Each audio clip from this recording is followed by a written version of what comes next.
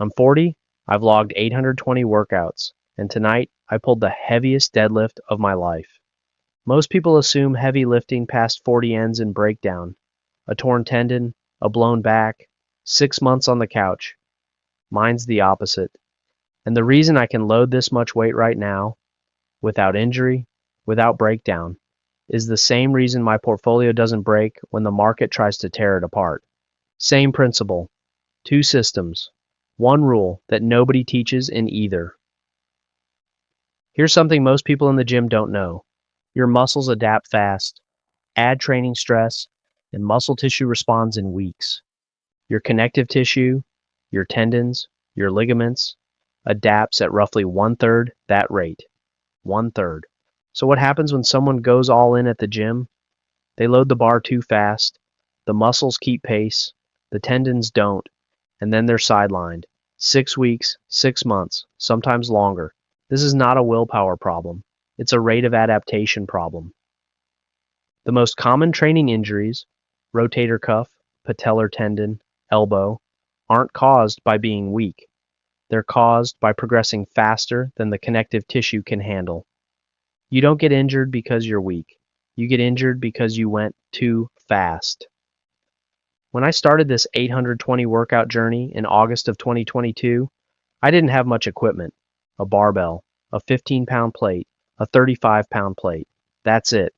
What I had, limited weights, a basic setup, forced me to work at high rep ranges to reach failure. Sets of 15, 20, sometimes higher. That wasn't the plan. That was the constraint. And what that constraint built, without me realizing it at the time, was a connective tissue base. Years of sustained, controlled tension at high reps before any heavy loading ever happened. Over time, equipment was added. Heavier weights, lower rep ranges, more load on every set. Each phase was only possible because the prior phase had built the foundation. The heaviest training I do now, the lowest rep ranges, the most demanding loads, is only possible because the tendons and ligaments were built across years, not months. The result at 40, joints that feel bulletproof while hitting lifetime PRs. Now watch what happens when you apply this exact principle to a portfolio. Most investors build muscle and skip the connective tissue entirely. They find a high conviction position, they concentrate, they load the bar fast, the portfolio looks strong until the market loads real weight, and then things tear. A portfolio with no income floor, no cash flow base, no stabilizing foundation, that portfolio is one correction away from behavioral breakdown. Not because the picks are wrong, because the structure can't hold load under stress.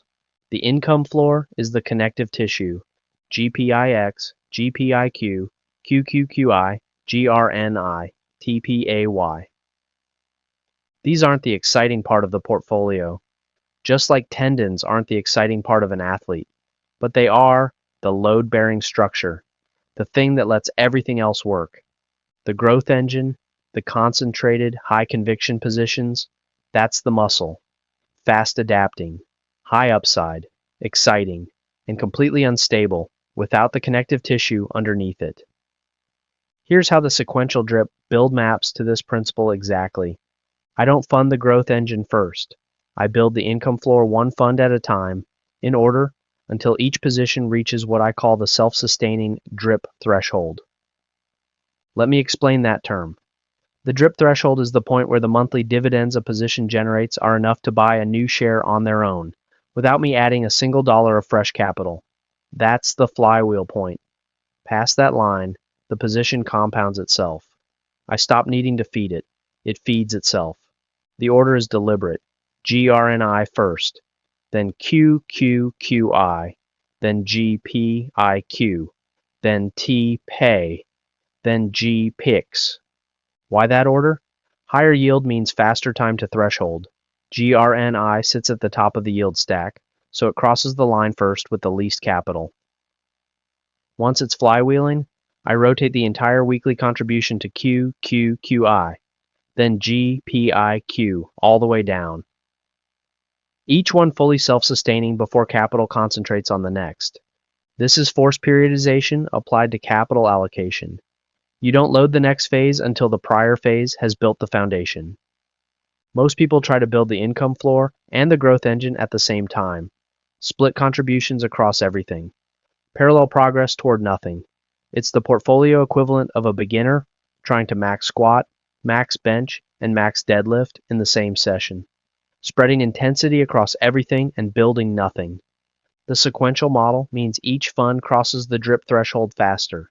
The system activates faster. And when you finally do concentrate into growth, the fun part, the muscle, the income floor is already running itself. It's the foundation that makes the heavy work safe. At 40, I'm hitting lifetime PRs in the gym, not in spite of 820 workouts, but because of them. The same is true in the portfolio. When I can hold through a 20% drawdown without flinching, it's not because I'm emotionally disciplined. It's not mental toughness. It's structural. The income floor is still running. The dividend checks are still hitting.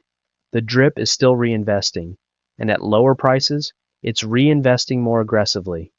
Every correction is buying more shares of positions that are already flywheeling. The connective tissue is holding. The system gets stronger during the stress, not weaker. Compare that to the investor with no floor. One correction and they're watching their concentrated position bleed, with nothing underneath catching them. No income coming in, no structural stabilizer, just red. That's not a character flaw. It's a structure flaw. You don't need to be fearless. You need a structure that makes fear irrelevant. The connective tissue principle isn't just a fitness concept. It's the only way to build something that holds weight over time. In the gym, in the portfolio, and in the generational wealth you're actually trying to hand to the next person in line. If this framework lands, hit the like button. It helps the channel reach more working parents trying to build both sides at once. Subscribe if you want the next breakdown. We're going deep on GRNI, the first fund in the sequence, how fast it crosses the drip threshold, and why it's the position that unlocks the whole system. That one's next Thursday. And here's the question I want in the comments. Are you building the income floor first, or are you splitting contributions across everything at once? Tell me where you are in the sequence. I read every reply.